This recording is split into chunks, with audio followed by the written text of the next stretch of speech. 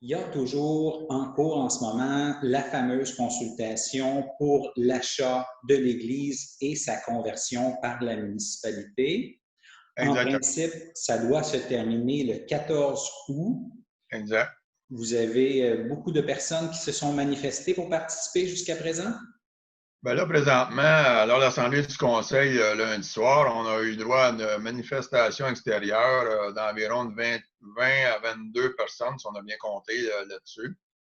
L'ensemble de ces personnes-là sont reliées aussi avec l'ancien conseil municipal, qui, eux, étaient complètement en opposition à l'achat de l'Église à l'époque, à ce moment-là.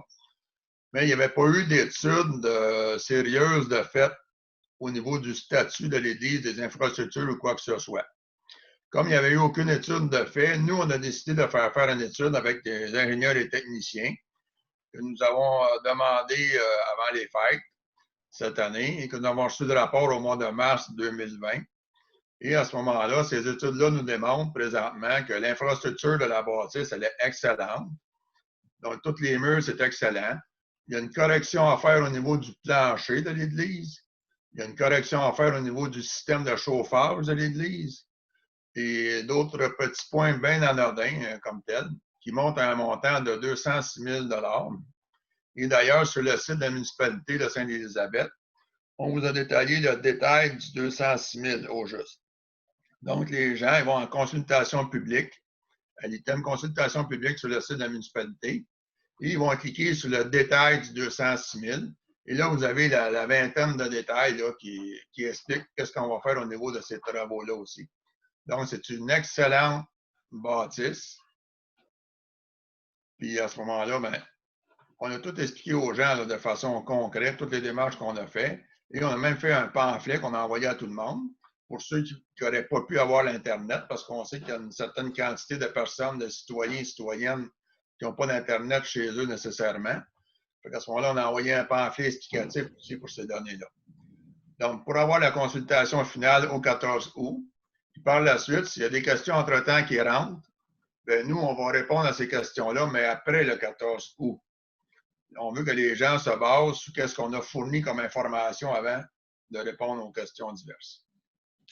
Les gens qui étaient à la manifestation dont vous parlez au Conseil de ville cette semaine, est-ce que c'est les mêmes qui se sont manifestés là, pour demander justement que la période de consultation soit prolongée et qu'il y ait des rencontres d'information en personne Oui. pour que les gens puissent se manifester?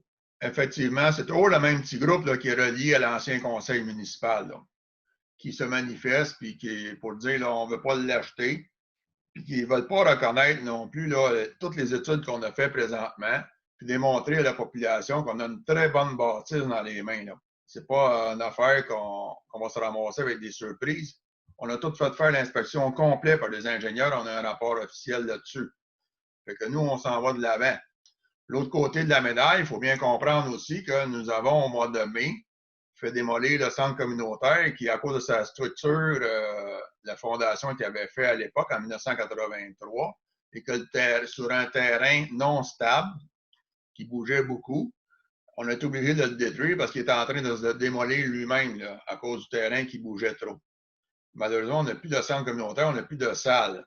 Cette salle-là était quand même occupée dans l'année environ 150 fois par année qui était utilisée au centre communautaire par tous les citoyens. Là. Plus, si on rajoute, les journées sur semaine où il y avait des activités au niveau culturel et au niveau aussi loisirs pour les gens à tous les soirs de la semaine, 4 soirs par semaine en moyenne là-dessus. Là, on n'a plus ces services-là qu'on peut offrir aux gens. L'église, présentement, c'est une grande salle qui n'a aucune colonne à l'intérieur. C'est très, très haut au niveau de la toiture. Donc, il y a un multiservice qu'on peut faire à l'intérieur de cette bâtisse-là. On peut faire beaucoup de loisirs pour les gens. On peut faire une salle de rencontre, de réunion. Ça peut remplacer facilement la salle du centre communautaire qu'on avait avant. Puis présentement, la municipalité n'a pas les moyens financiers non plus d'aller chercher un nouveau centre communautaire, dont l'estimé approximatif pourrait varier entre 2,5 millions et 3 millions au niveau des coûts. Puis il faut se rappeler aussi que Mme la ministre Charest nous a annoncé au niveau de la MRC d'Autrey l'an passé il ne donnerait plus de subventions pour une activité ou pour une bâtisse dans une municipalité. Ce n'est pas quelque chose qui la distingue par rapport aux autres municipalités autour. Donc, si on le fait un centre communautaire juste pour le plaisir d'un centre communautaire, on s'est fait dire carrément, bien, vous n'aurez pas de subvention. Donc, la municipalité, elle n'a pas les moyens d'aller s'investir sur un emprunt de 2,5 millions à 3 millions additionnels pour aller alourdir le compte de taxes des gens présentement. Et l'archevêché, qui est actuellement là, propriétaire de la bâtisse, qui serait prêt à vous la céder pour 1 $, est-ce qu'il ne pourrait pas vous la prêter si vous voulez organiser une rencontre de consultation à l'intérieur de l'Église? En fait, M. Robert, ce dossier-là, ça fait déjà plusieurs années qu'il roule. OK? Puis l'offre de l'archevêché, comme vous dites, ou de la fabrique de Saint-Martin de la Bayonne, c'est tout simplement qu'ils la vendent, point. Il n'y a pas question de location ou quoi que ce soit, on la vend. Donc, il n'y a pas d'autre option possible à cet effet-là, là-dessus. Il y a eu beaucoup de discussions antérieures que de nous l'offrir déjà antérieurement le presbytère et l'Église pour 1 $ en 2018. En 2018, j'ai fait 3 réunions de consultation avec les citoyens qui sont venus nous rencontrer au centre communautaire.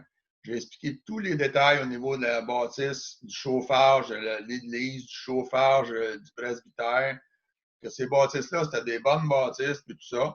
J'ai même fait demander à tous les organismes à but non lucratif de la paroisse qui n'ont pas de locaux présentement pour pouvoir travailler. OK?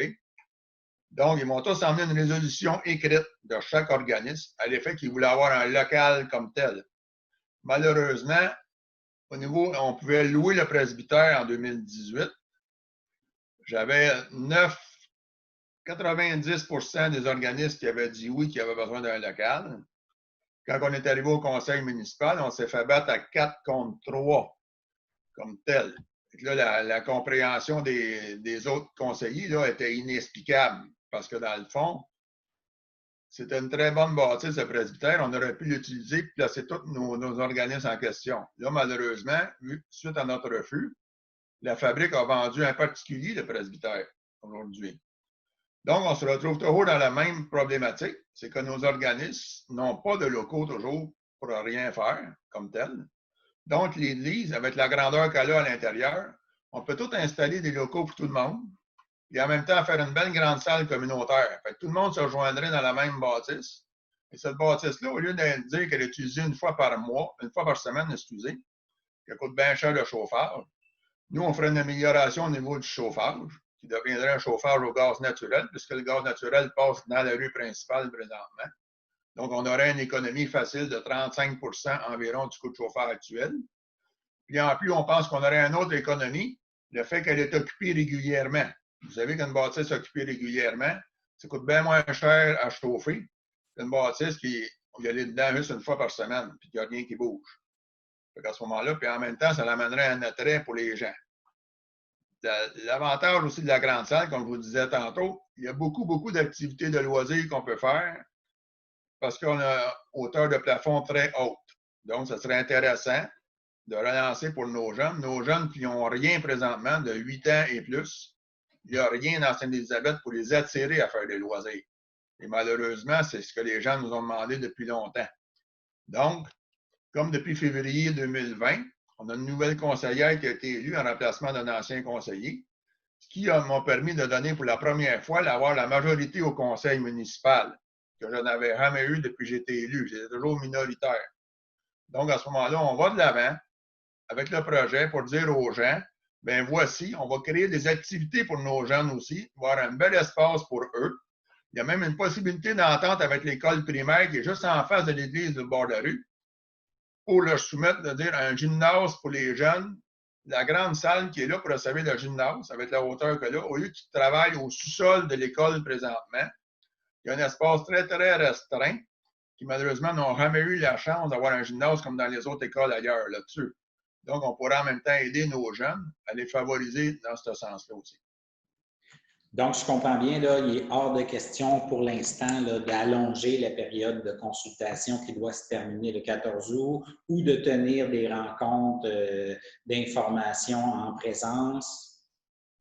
Non, il n'y a pas de rencontre publique d'information prévue, même si le ministre a ouvert la semaine passée de dire qu'on peut être jusqu'à 250 personnes possibles dans les lieux publics. Nous, quand on a parti de la consultation, là-dessus, on a tout expliqué en détail, au complet. On a même mis noir sur blanc par écrit. Donc, puis avec les consultations de 2018 que j'avais fait à l'époque, on sait que les gens, c'est ce qu'ils veulent. Ils veulent avoir un espace sans endetter les citoyens. Moi, présentement, il y a des programmes de subvention au niveau patrimoine et religieux que le ministère a créé au mois de décembre 2019, qui présentement il a mis en suspens à cause de la pandémie, mais qui vont repartir bientôt que le ministère m'annonce là-dessus. Fait que les coûts, moi, que j'ai mentionnés de 206 000 tantôt, c'était sans subvention. Donc, il y a toujours une possibilité d'aller chercher des subventions au niveau du patrimoine et religieux. Qu'est-ce qui avait été annoncé par le ministère, c'était 50 et plus possible. Fait qu'à ce moment-là, on attend que prochainement aussi, ils puissent annoncer ces démarches-là de reprise de subvention. Mais tout est prévu. Ça va se faire sur la phase 1, qui est une phase sur 5 ans pour les premières choses à faire. Donc, on va y aller régulièrement. Je n'ai pas l'intention de créer des emprunts pour l'Église à la population. J'en ai pas besoin de créer des emprunts. Donc, avec tous les rapports de l'ingénieur et architecte qu'on a reçus à date, on peut très bien fonctionner sans endetter davantage la population. Et qu'est-ce que vous répondez à ceux qui disent que la meilleure façon d'avoir une adhésion claire de la population pour le projet, c'est d'organiser un référendum et d'avoir un résultat clair lors d'un référendum? Bien, présentement, la consultation, je pense que c'est quelque chose de très, très bien. Le référendum, on ne peut plus attendre parce que la fabrique, moi, j'avais un temps limite. Le temps limite, c'était mars au début, mars 2020, qui, à cause de la pandémie, a été extensionné jusqu'au 1er septembre. Moi, il faut régler le dossier. Là. Eux, après ça, c'est le 1er septembre, on n'a pas acheté la bâtisse. Eux, ils vont la vendre à un privé. Moi, je ne peux pas laisser cette bâtisse-là partir. J'en ai besoin pour toute la communauté de Sainte-Élisabeth. Donc, je ne peux pas aller au-delà du 1er septembre.